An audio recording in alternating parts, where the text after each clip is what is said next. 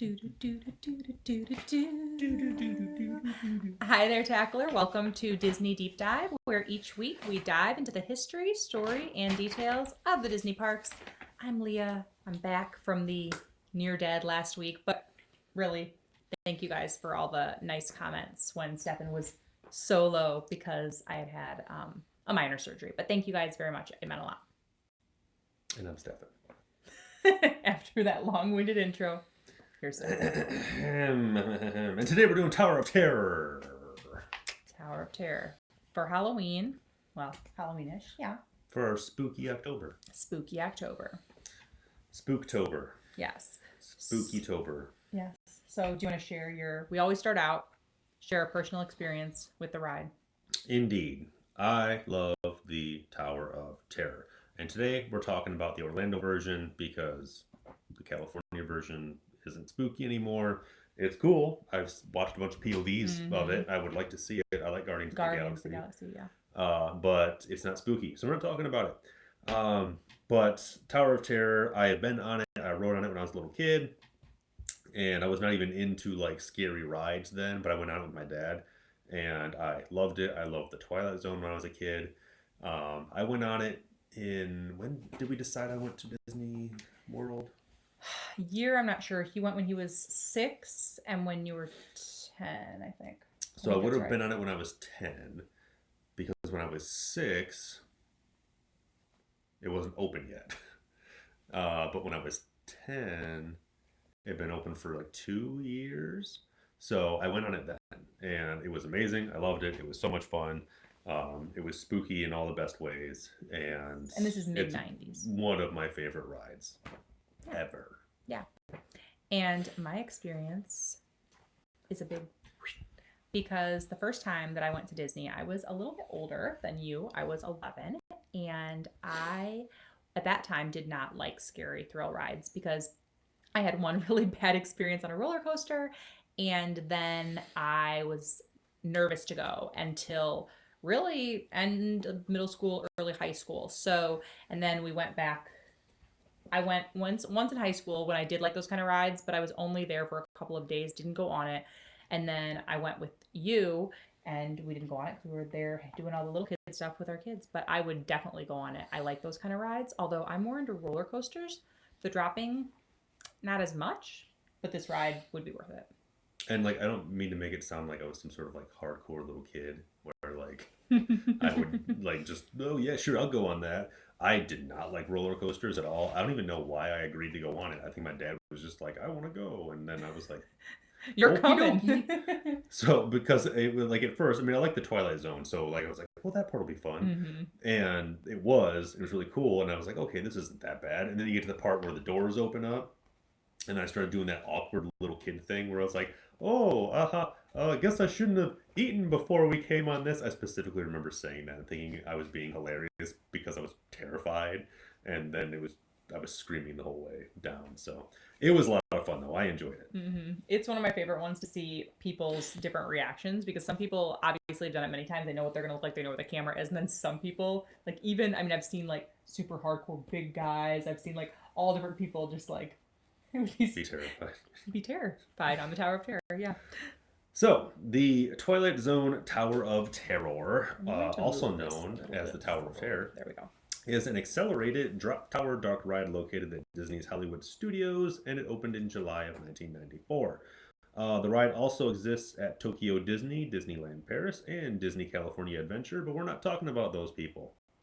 Yes. Only Orlando. Just Orlando today, which, as we say each week, is the only Disney park that Stefan and I have been to. We've both been to all the Orlando parks, but not anywhere else yet. And if you are watching on the live right now, if you're watching now, or if you're watching the replay, let us know if you have been on Tower of Terror, if you like Tower of Terror, and which park you went on it. That would be interesting for us to hear. So go ahead and share that in the comments, and we will respond to you. But until then, let's go to original concepts. Yes. Mm-hmm. So, our story begins in the late 1980s. I may or may not have been born. A second phase of development was being designed for Disneyland Paris, which at the time was Euro Disney. Included was a free fall type ride in Frontierland that was to be named Geyser Mountain. It would have been part roller coaster, part free fall ride that shot guests up a vertical shaft, like out of a volcano geyser thing, and then you'd come down, and then that was the ride. Yeah, guys are mountain. Yeah, exactly. The idea also evolved into a plan to build the ride around the concept of a Jules Verne journey to the center of the earth type of deal. But due to budget cuts caused mostly by a lack of attendance and lack of popularity of Euro Disney, the idea was eventually scrapped, which we mentioned that before. Like, that's the whole reason the original Ariel ride wasn't ever brought into fruition, was because of budget cuts. Yes, but Disney likes to save ideas, save plans, save concepts, and bring them back later, which is exactly what they did here. Yes. So scrap the idea, but didn't actually scrap it. They just kind of backburned it for later. So then we get into 1989, the exciting world of 1989. And Disney. For all you kids watching, we were alive then. Yes. I don't really. I was very alive. You have. Well, what he means is he could talk, and I may or may not have still been in a diaper. I don't know. So 1989, and Disney was trying to fill out MGM Studios, aka Hollywood Studios, for those of you not in the know. The park was kind of sparse. It had just opened, and there was only like one actual ride at the time, and there were some like attractions, but they needed more stuff there, so they started brainstorming. Okay, what do we do? Eventually, they decided to just expand the park, and this is where the creation of Sunset Boulevard, a Hollywood-themed area of the park, came into fruition, and it needed to show a showcase e-ticket attraction, which, if we haven't explained the ticket, have we explained the ticket lettering system before? No. In passing, I think, Yeah. but because it does come up for a lot of these rides, but no, not like in depth. You should. I think it'd be helpful. I'm not going to do that right now. No, you're not? Oh. I'll do that later. Put a But pin in anyway, it. it needed an e-ticket attraction. Now you're going to have people hanging on. Good. Trying to... Good. You'll tune in next time. So, as we've mentioned before, Michael Eisner was trying to attract a slightly older demographic, trying to get more people into the parks, make them more appealing to just more people. Yes. Well, and the teen kind of young adult thing was a big spot that they were really pushing, so that they didn't want just kids and their like older parents. They wanted to hit that. That's why they were adding more thrill rides. It's why Star Tours happened. It's why, I mean, lots of other things happened. But so when a horror theme type of attraction was pitched, he immediately liked the idea and was like, okay, yeah, let's go forward with that. Let's do a horror theme type of attraction here. It'll fit well, and it'll bring in the kind of demographic that I am looking for. That's my Michael Eisner impression. Because MGM Studios celebrated classic movies, they decided to theme this new ride around a classic horror movie. But which one? There were lots available. Lots of them were in the public domain that they could have chosen from. There's a lot that they could just buy the rights to. So they proposed a lot of ideas. And some of these ideas included Stephen King novels. Which, do you think they were going to do The Shining?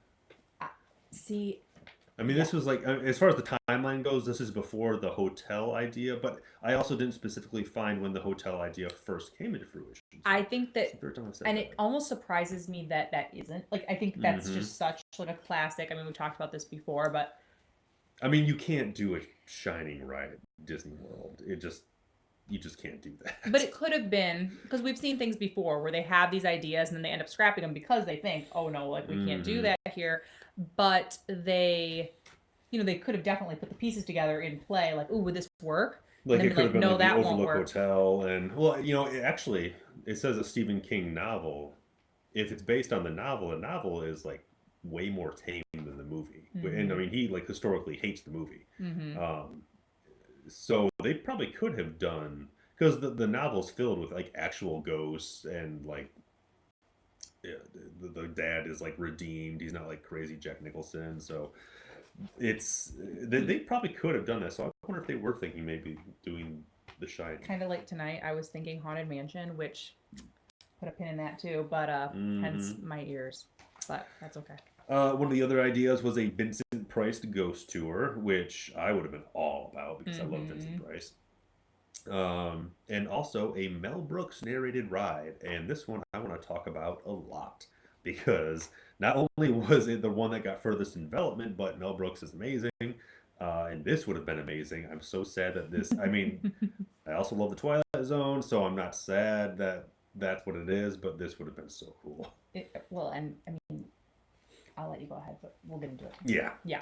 Okay. So the first concept for the ride was based on Young Frankenstein. Yeah. Which, if you haven't seen it, I'm not going to explain the plot. Just go watch it because it's awesome. It's a great movie. You definitely need to watch it. It's very funny. We need to watch that. It's not pretty terrifying. soon, Yeah, actually. it's not terrifying, gory, scary, but it's funny and like a little creepy. Yeah. It's a great Halloween. It's spooky and hilarious. Mm-hmm. So, funny for like adults or like teenagers. Mm-hmm. I watched it when I was a little kid though. So, children? No. No. Okay, but there were space limitations that made issues arise. And eventually they decided that that concept wouldn't work because it was going to be like a castle and it was going to be like a dark ride that Mel Brooks narrated, but they didn't have the space for it. So Mel Brooks was still signed on though. He was still like gun-ho, like, yeah, let's do this. Let's make something happen. So they moved forward with other ideas. They came up with this haunted hotel dark ride idea that would be narrated by Mel Brooks. But again, there were issues. They couldn't get a story down. They couldn't figure out like, okay, well, what's this going to be like? Is it going to be like a backlot behind the scenes movie tour? Is it going to be like a haunted mansion, but a haunted hotel type of ride? Like they couldn't get it down. No one could agree on anything. And eventually Mel just left the project to make the movie Life Stinks and continue on with his other projects. I mean, he has his own production company, so it's not like he was dying to be involved with Disney. So he moved on and Disney moved on. But the idea for a haunted hotel remained, and they just kept pushing forward. Yeah, and then we get into designing the ride that we know today. So using some of the existing work that had been done for the defunct drop ride at Disneyland Paris, Euro Disney, Imagineers decided it would be the perfect ride to put into the haunted hotel. Not only was it thematically appropriate, hotel, elevator, drop, but it would be the first ride of its kind at Disney World. There weren't any drop rides there before then. Now, drop rides, they weren't anything new at the time. They'd been done before. Imagineers originally thought that they would just create a drop ride similar to the ones that already existed, which, if you don't know, the way, especially like the first few that came about looked, is you would like go up and then you would come down. It would curve, so it's like a swooping L. So you'd be like in this cage, and then it would drop down, and then you end up like flat on your back. You still see them like at carnival kind of places and stuff. You'll see that shape of them. Yes, yeah, places with no standards or regulations, where you're regularly able to be hurt. Have them. So, so that's what they used to look like. That's what they thought they would do. Like, okay, we'll just make it like one of those. But once again, due to the space constraints, it was decided that that style of ride would not fit in this area. They didn't have space for it, so they went ahead and created an entirely new ride system for this concept.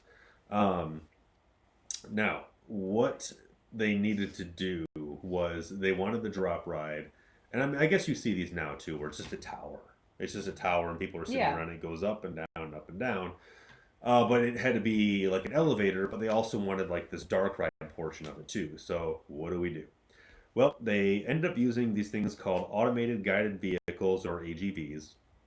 And Imagineers were able to create a trackless ride system with these that would seamlessly move you from the dark ride experience into the drop ride experience. How those work is the ride vehicle follows this like magnetic strip on the ground that's like in the concrete or whatever. And the elevator cars move to position and they lock into place inside of the separate vertical motion cab to go up and down. So basically you're riding in a car that moves into another space. Yeah. It locks in, and then that's when you go up and down. When it reaches, come on, page. Oh my goodness. Got it there. Yeah. When it reaches where it's going to, when it's done, basically, when the ride's done, Yeah. The AGV unlocks, moves out, and then drives itself to where it's going to go. So this is basically a trackless system. It's not on like rails or anything. It's guided by the thing in the ground. The cars are like battery powered, so they charge when they're not being used. Or like in between uses. and then it just locks into a separate system. So the AGVs have been used previously on other Disney rides, and it's technology that had existed.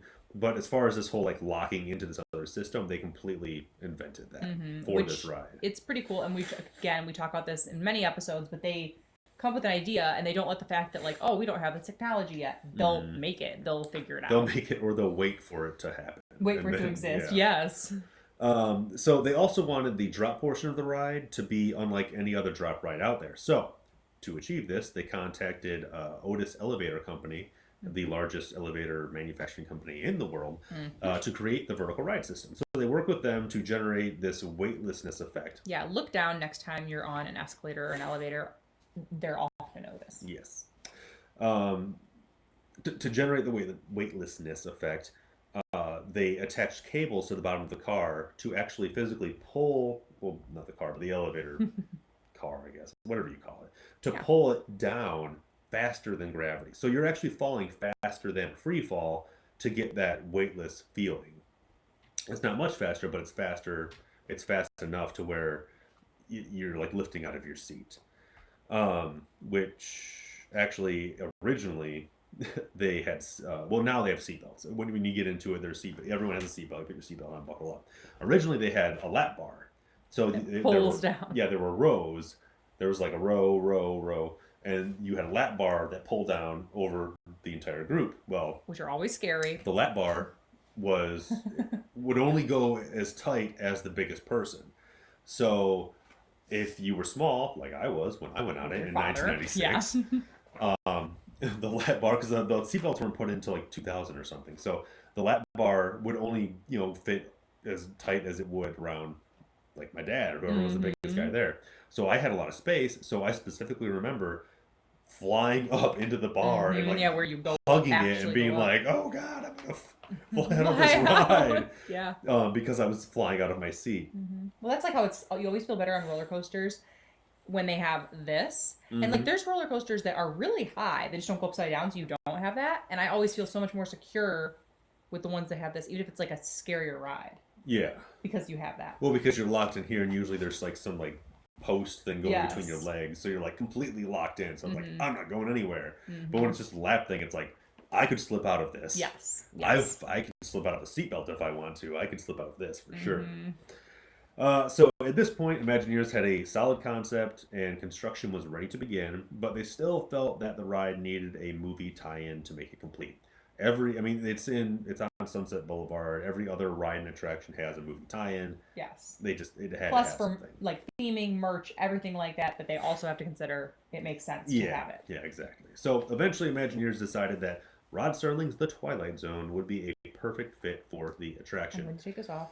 I'll wear it next when we do Haunted Mansion. And what a perfect fit it is. Yes. I can't think of a single other IP out there that would work better than the Twilight Zone for a Disney ride. It's not like it's intellectual enough to be interesting, to provide enough like backstory, and to be like I don't know. There's no gore. There's no. It's a little scary and like haunting and creepy. Yeah, it's still gives creepy. You that feel. It's still scary, but it's not like in that sense. It's appropriate for everyone. Like I watched the Twilight Zone when I was like 5. Well, I mean, and it's not something that's got a lot of like, like adult like sexualness. It doesn't have like gross language. Yeah, it doesn't like have super anything violent slasher making stuff. People. It's. I mean, even if you're a kid, you might not understand what's happening, but you understand it's creepy, and like that's enough. Yeah, it's got that thrill scare factor. Yeah, so they definitely could not have picked a more perfect IP to work with this ride. So with the project in firm development, Disney licensed the rights to use the Twilight Zone intellectual property from CBS. Yes, and construction for the ride officially began in 1992, early 92. And so that was almost immediately the ride had to be moved slightly because there was a sinkhole that had formed. So that obviously presented a bit of a problem because they could not have the ride on top of a sinkhole. But other than that, there were no actual issues as far as construction was concerned. It went super smoothly. They built it. I mean, other than like a few delays here and there, the ride was originally slated to open July 4th of July, 1994. But it ended up opening a few weeks later on July 22nd. I mean, it's not even that big of a difference. So that's when it opened. Yes. Now, the tower's interior and exterior design took inspiration from existing Southern California landmarks, including the Biltmore Hotel and Mission Inn, to give it an authentic Sunset Boulevard look. And if you look at pictures of these hotels, you can definitely tell where they got it from. Yeah. Like the Mission Inn has the, what do you call those? The Oh, roof tiles, the half curved like clay what roof is that tiles. called? I don't know, but it's If got you know, those. let us know in the comments. But yeah, if you look, I mean, there's obvious borrowing theming here happening, and you can tell where they're getting that inspiration. They're drawing Yeah, that yeah. You inspiration. check it out and you're like, oh yeah, obviously. Right? Yeah. It all pops right out.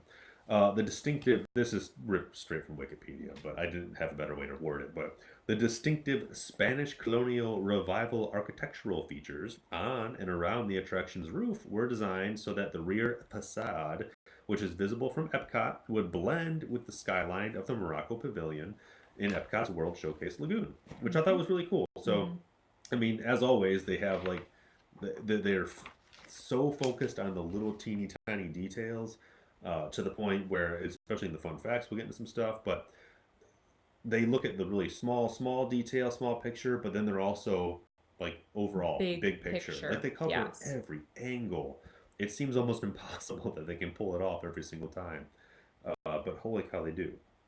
And it's amazing because, I mean, to think it to like, because it's a super tall building. I think it's like 199 feet tall or something, maybe more than that. That might not be a lot. I can't here remember. we've got some action in the live chat. All right. Comments. All right.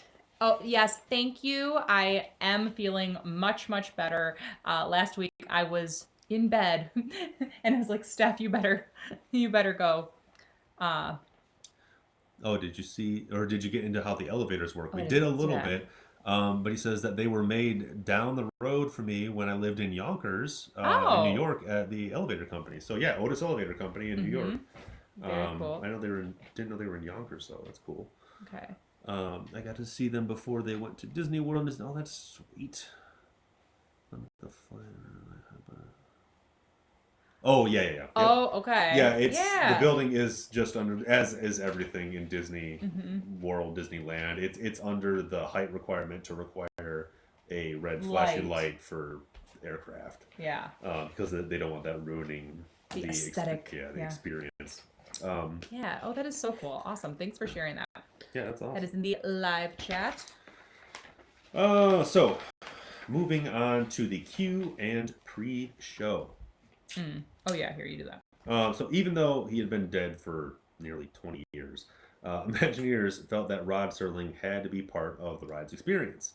So how do you do that? Well, in order to have Serling in the attraction, Disney held auditions to cast his voice, but as one of the judges, they had Carol Serling, Rod's wife, serving as a consultant for the casting. Yeah, which I think I really appreciate that. I think that's such a nice, like, respectful thing to do. Yeah, so had her come in and be like, "Hey, listen, you knew him better than anyone else. We've got some people lined up. You judge. It's you an tell iconic us thing, best." and they want to do it justice. Yeah, so. yeah, exactly. And it's such a distinctive like voice and tone and way of speaking. Like you can fake it, sure, but to actually pull it off is a whole other feat. So yeah. And that went to Mark Silverman, who provided voices for other Disney projects, and he was chosen by Rod's wife. Yeah, so he got the okay from her, and he had done other. I didn't see like a big like extensive voice work history, but he had done some like voices for like Bambi stuff and something else I can't remember off the top of my head right now. Some of the rides or something, yeah. But anyway, he nailed it, and he actually ended up later on for one of the reboots. I don't know if it's the most recent reboot of the Twilight Zone, or if it was the previous one they tried doing a few years back. But for the outro theme or whatever, they had him do the voice as Rod Serling to do this new outro line. So he's kind of made a career out of it. Yes, and exactly. Rod's wife would know the voice the best. That was in the live chat, and that's so true. I mean, it's just the best way to do that. And again, it's just one of those little things that Disney does right. They don't just let anyone come in and do a hack job on it. Yeah, yeah, exactly. So the story of the ride was supposed to play out like an episode of The Twilight Zone, where like you're a part of it. So they used archival footage from the episode It's a Good Life, along with newly filmed footage to splice the whole thing together to create a convincingly new episode of The Twilight Zone. Joe Dante, who is responsible for such cult film classics as Gremlins, The Howling, and The I Burbs. love We need to watch The Burbs. I love the Burbs. I love that movie. We have The Burbs. We need to watch it. Yes. But he directed the pre-show film, which I love because I mean, there's more, but those are three movies that I grew up loving. And the fact that he directed that little short film, or whatever you want to call it, is amazing. The queue, other than being like perfectly creepy, like in every possible way, it's littered with Twilight Zone references. I was gonna like get a big list and just read them off, but man, there's so many of them. Like just to name like a few of like the more like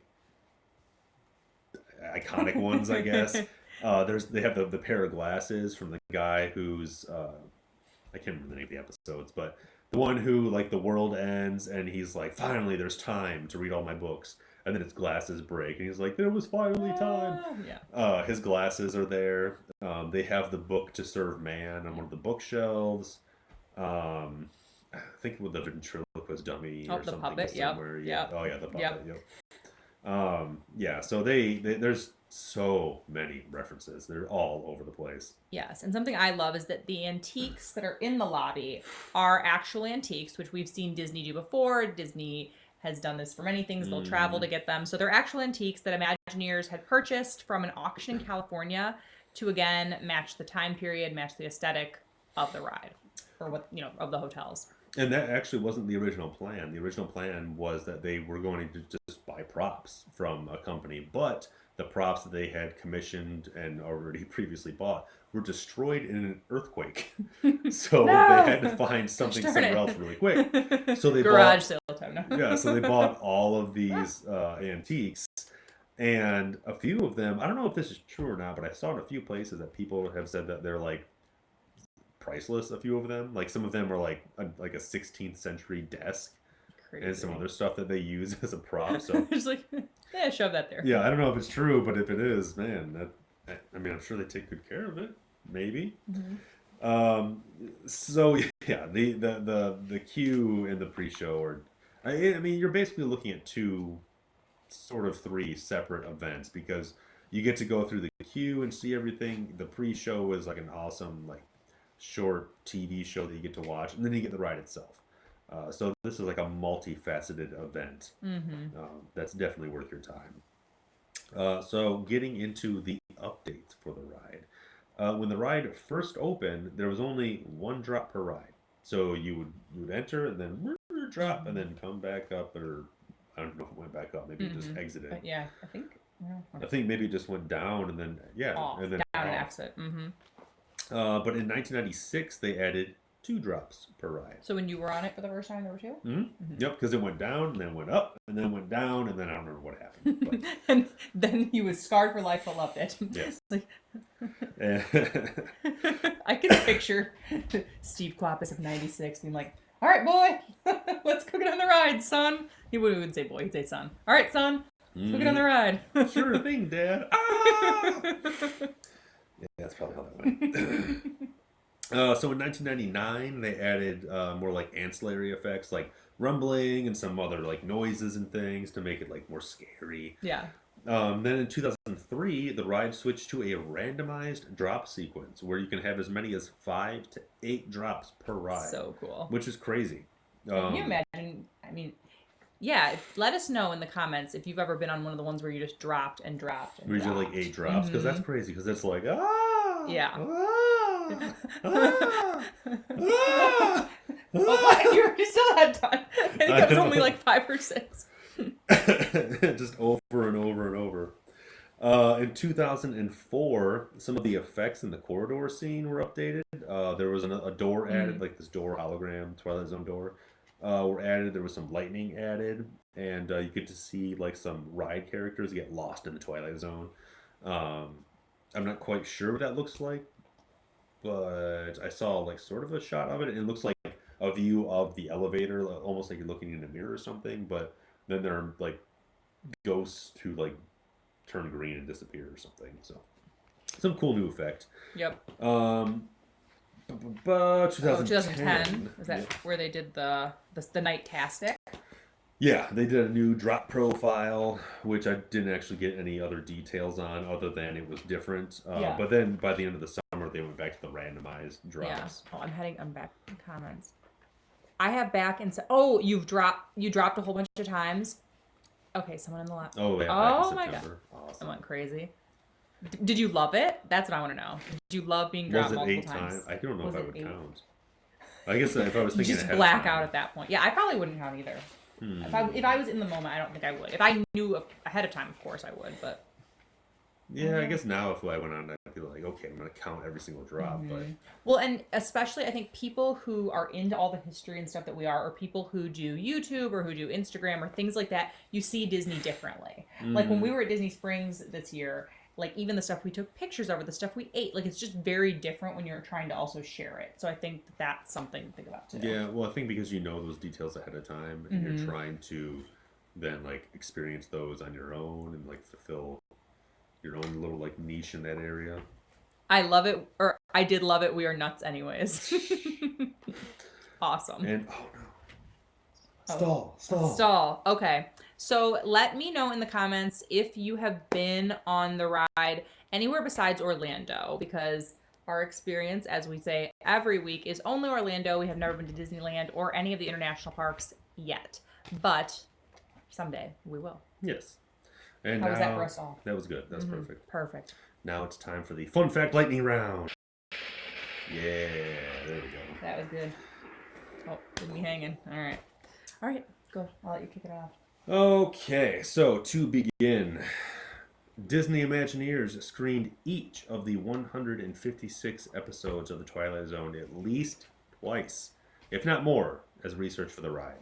So they said when they decided, like, hey, we're going to use The Twilight Zone, they all got together, got their popcorn, their sleeping bags, their jammies, their jams. Bunch of an Imagineer PJ party. When I read that, that's exactly what I imagined them all like sitting like on a couch on the floor in like footy pajamas. Like, we are in a meeting. Popcorn. Like, we're doing research. And I gotta work watching late all tonight. these I'm over busy. and over. Yeah. Which sounds like a dream job. Have you seen, there's which we both were entrepreneurs, we work from home, but there's this meme going around right now, and it says, if there's no food, it should have been an email. And I was like, that's amazing, which because I think everybody who's ever been in any meeting ever knows that. So a meeting watching movies would be pretty great, or episodes. I would do it. I mean, I guess I sort of do It'd take a very long time. I have meetings by myself. So with me sometimes, but Watching movies. we both do. We both have meetings by ourselves. All right.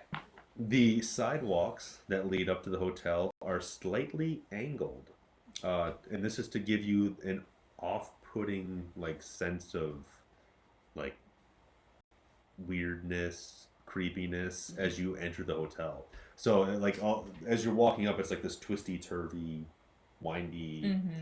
It sets you up to feel kind of like things are off, things aren't right. But yeah, it's angled a little bit so that as you're walking up, you're like, something's wrong here. This isn't right. And that's by design. So just another one of those little details that they add where it's like, how do you even think of that? Where it's like, oh, hey, we're going to mess with them psychologically before they even get into the ride. Yeah. Like, but for this one, it's in a good way. I mean, it's just a cool... Well, yeah, it's to set the tone, but man, like how do you even come up with that?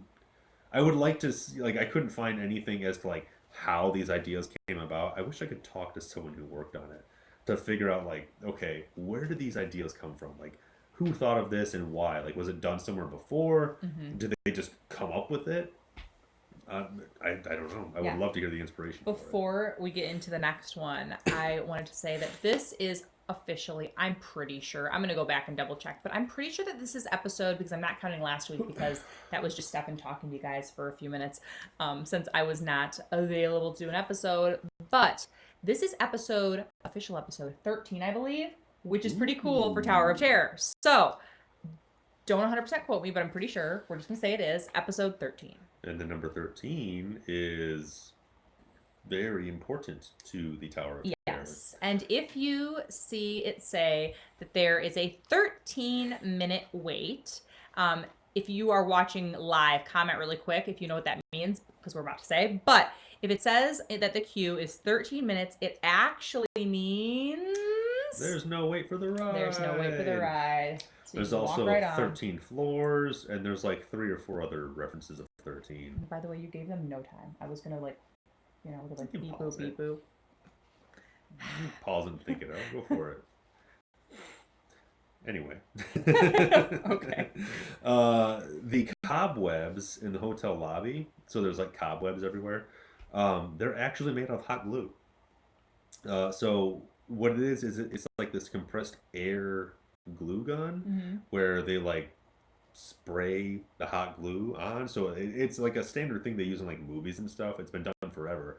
But it's actually hot glue from a hot glue gun that's just like pulled out like strands to make the webs. Now, I know what you're thinking. Those are super fragile and don't last a long time, and you're right. So that's why they replace and touch them up every couple of months. Wow. So you can actually see like photos of like areas that are like not very webby, and then like a week later they're like covered in cobwebs.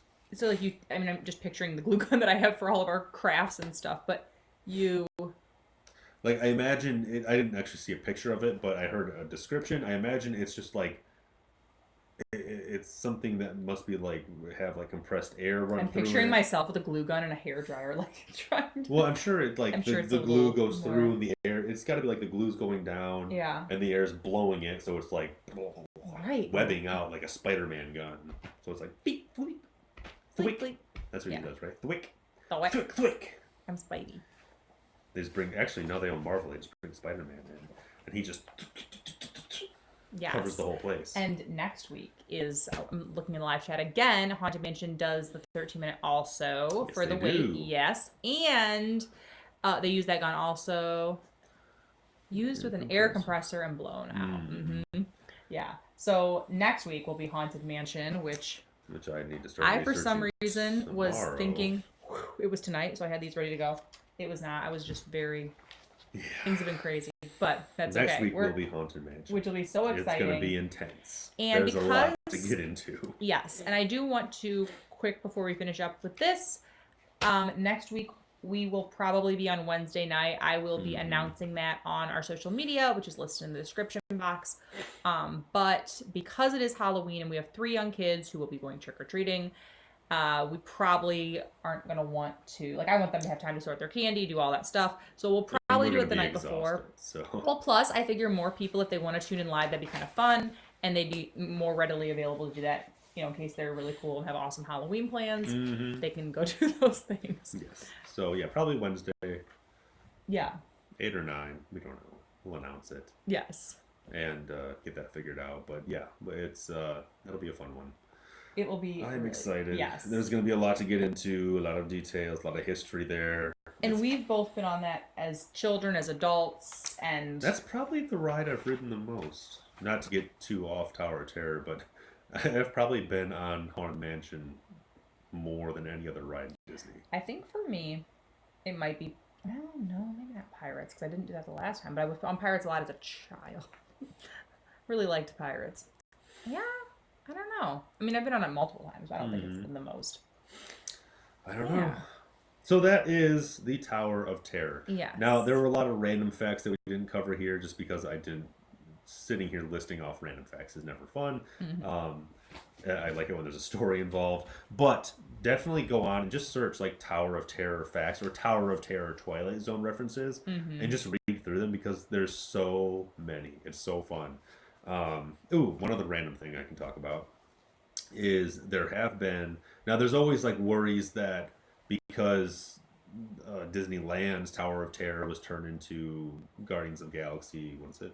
Escape something or other, that they're going to do the same thing to Disney World. Yes. And those fears are warranted because they don't own...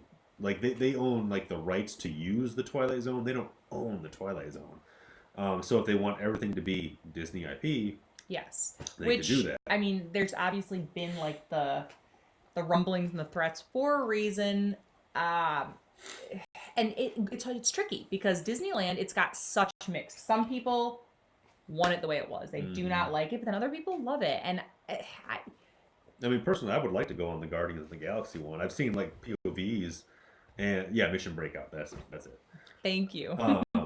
But I would like to go on that because I've seen the videos and it looks really cool. And you get to walk through like the collectors, like whatever you call it, room. Yeah. In the queue and everything. It looks awesome. So I would like to do that, but I also don't want to get rid of Right. the Twilight Zone. Do it as the sense like, oh, that's a cool ride, but not replacing Tower of Terror. Yeah. That's a whole different thing. I don't think they would do that either because it's still, I mean, it's Hollywood Studios. It's still, it fits the theme of the area, and to just like randomly throw in like an Avengers Tower, which okay, now he's like, ooh, an Avengers Tower. No, I want a Tower of Terror. Yes, well, for now, and again, let us know if you've been on any of these, and let us know if you've been on the Guardians of the Galaxy, what you think, because I do think that's such a debate. People are really, there's both sides. Oh yeah, people are fighting. People like boycotted it because they hate but then, so but there's much. people who love it. I mean, there's both sides there for sure. We do want to take a minute to thank Dean. He is our friend, and he does the Live Place. He actually, the liveplace.com, he's going to have an exciting, he thinks next Tuesday, but it might be a couple weeks from now, some announcements. So if you don't know what the liveplace.com is, definitely check it out. It is linked in our description box. He hosts a bunch of great live streamers, and they're all family friendly, lots of Disney, lots of really fantastic people. So definitely check out theliveplace.com, and thank you to Dean. He is always so kind to us. We appreciate him a lot. And we want to thank you for watching, and thank you for participating live and in the replay. If you leave comments and you're watching the replay, give it a thumbs up if you like it, share it, and we will definitely comment back to you. And do you want to ask him what they want to cover? Yeah. Yeah, if there's anything you want to see us cover, I mean, we already told you what we're doing next week, but let us know outside of that. Yeah, going into the holidays would be fun to know what they want to see. Give us a heads up, and we'll check it out, and we will cover whatever it is you want to see. Yes, you can find me at LeahTackles on Instagram, which is linked in the description box always. And I am at Small World Shirts Co. on Instagram. Yes. Thank you guys so much for watching, and we hope you have a magical day. We'll see you real soon.